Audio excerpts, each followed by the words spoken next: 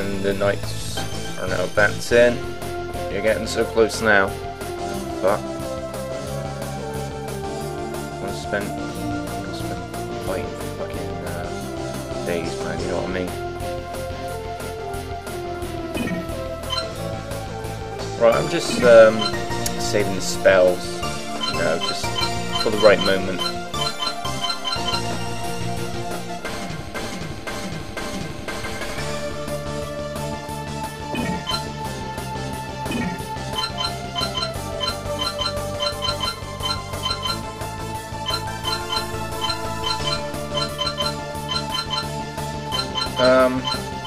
I just learned something interesting today.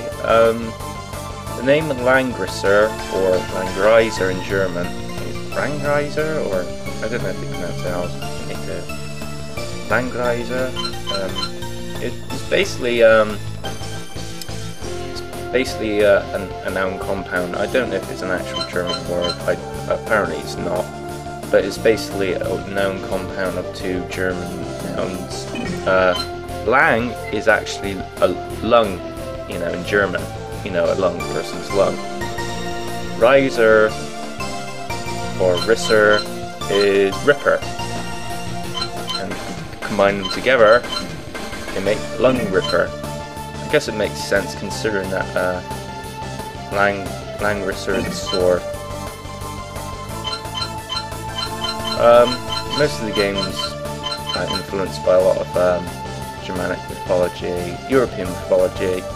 It amuses me how the Japanese say that these RPGs are influenced by the West and that they won't sell in the West. Well, this is typically Western influence. This game, I mean, it borrows a lot of European elements, even more so than Japanese. Of course, they add some Japanese cultural influence to, you know, to interest the fans, like, you know, comedy and all that. But primarily it's influenced by a lot of European mythology and customs, if you will, from those ages, except for the magic, of course, you know, bullshit. But this is typically European, and I don't really understand why the Japanese gaming industry needs to, like, modernize. It doesn't make sense to me, because this is typically a game which would interest you know, a Western gamer like me, because it's European influence. So yeah, I used the monks, you know, as decoys, and they've done a bit of damage to the commanders. So now the enemy commanders will be busy regenerating before they attack, which is, you know, it's a handy tip to, you know, it's a handy tactic to exploit.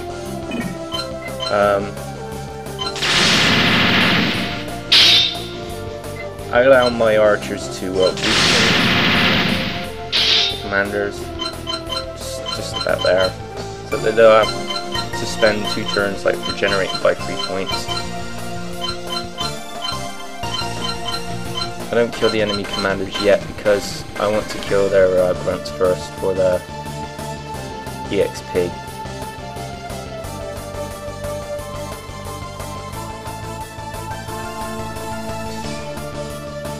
But that is an easy way to make quick work of this battle. Under, like, let's say 12 turns, just kill the enemy commanders, and that's it.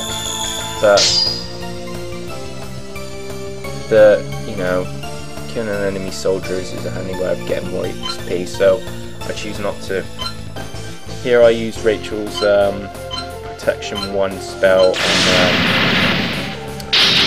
on Angelina's Part 8. Now I'm using Angelina's archers to kill some of them.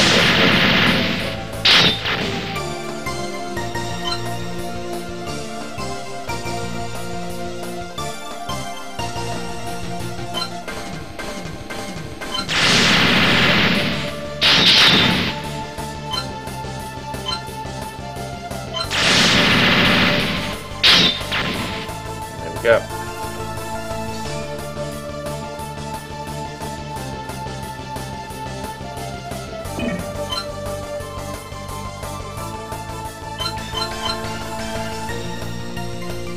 It's a shame that Ricky doesn't know the Thunder spell at this point. would have been handy for a triple thunder combo against stronger groups, as you know. Would have used it against Alden, but I did at a later point in the game. Well, in this scenario rather. It's quite handy to use against bosses if they have like low defense. The troops of the boss rather. The bosses generally have high magic defense, such as Emily. She has high magic defense, so you won't do much magic damage on her. However, her troops, her troops have like minimal magic defense, about 50 or something on each element. So that's more damage. I made a mistake of killing the enemy commander. I did not do that, so I reloaded the save state and did it all again. Didn't want to kill the enemy commander with McLean. His captain class is quite good against horsemen, I noticed. So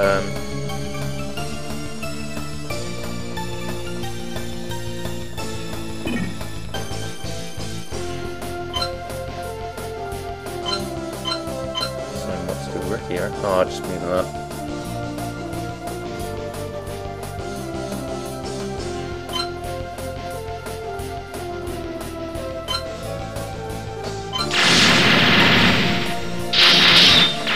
I use Langrisser's archer troops against horsemen. Because of their high attack bonus, they do a lot more damage than, let's say, Ricky.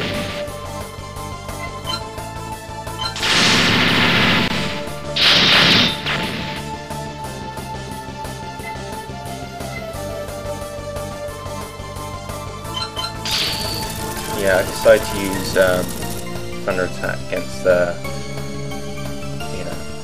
swordsman swap there, or foot soldier.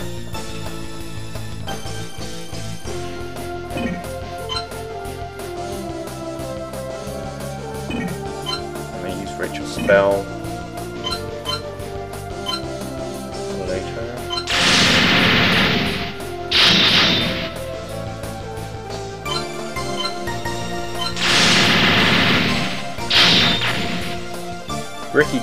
Ricky is one of the awesome characters in the game. It might seem like a bad idea to promote him as a sorcerer, but when you get into Gladiator, he gets better. I know it's general, sorry, he gets better. He'll learn like the heal spell, and then when you promote him to a Serpent Knight class, or Serpent Lord, he is pretty much a god.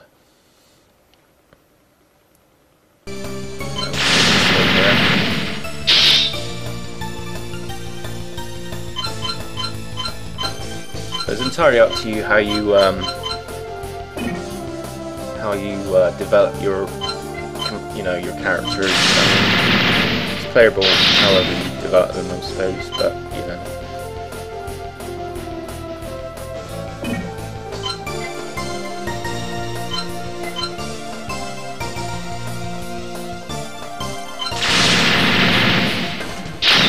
Japanil is a good magic user as well.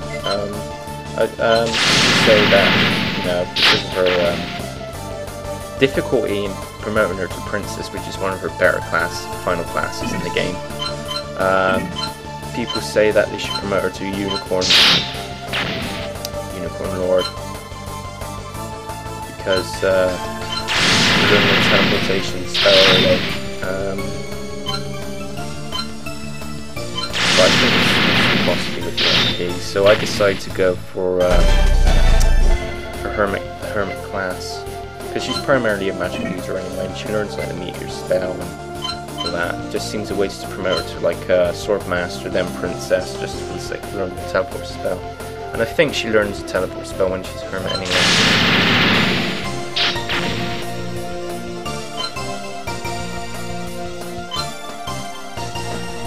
I never bothered promoting her to fight there. I just think it's a waste of time. She generally has low attack and mediocre attack and low defense. like her sister. Well, her sister has better attack, but she has like pitiful defense. A lot of people don't really favour Angelina a lot because of, you know, the low defense, but depending on how you train her, she becomes one of the useful characters in the game. You can promote her to Dragon Lord, but she'll lose a lot of she'll have very low judgment. However, her troops are like Archangels are really good against magic users because of their high magic defense, and you know, mobility is brilliant. Got good defense, pretty good. They're pretty good troops to use if you going for the dragon route. However, if you go for like the Unicorn Knight and then the Unicorn Lord, you'll learn a multitude of spells like Heal 2, and Teleport early in the game in the 4th class.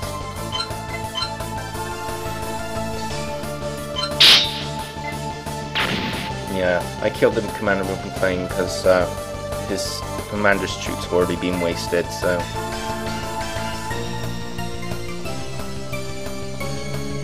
I think these are the armor knights here. They're an upgrade to the horsemen. I think they got less mobility than the actual horsemen, but they got better defense and attack, I think. I'm not too sure.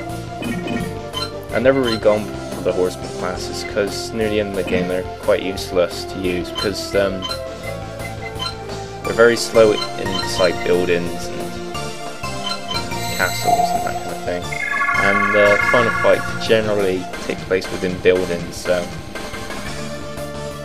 that's why I tend to use like commanders on foot, or you know, foot. Generally, I do use like the occasional horseman.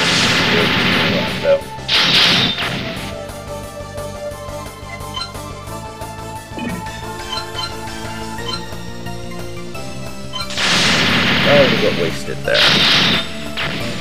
Awesome.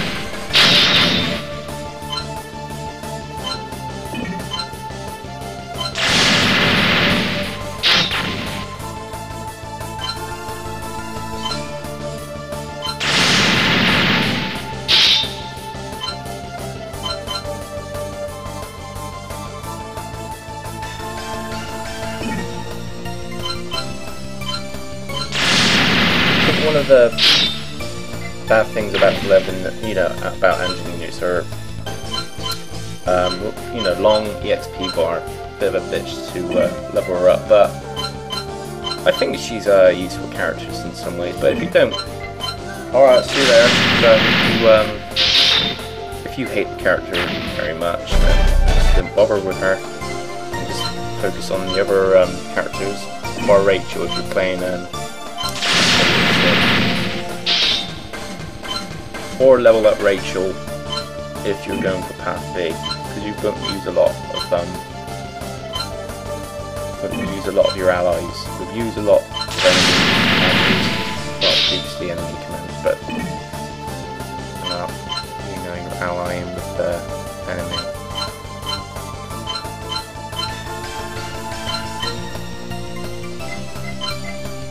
So yeah, I pretty much wasted the troops here.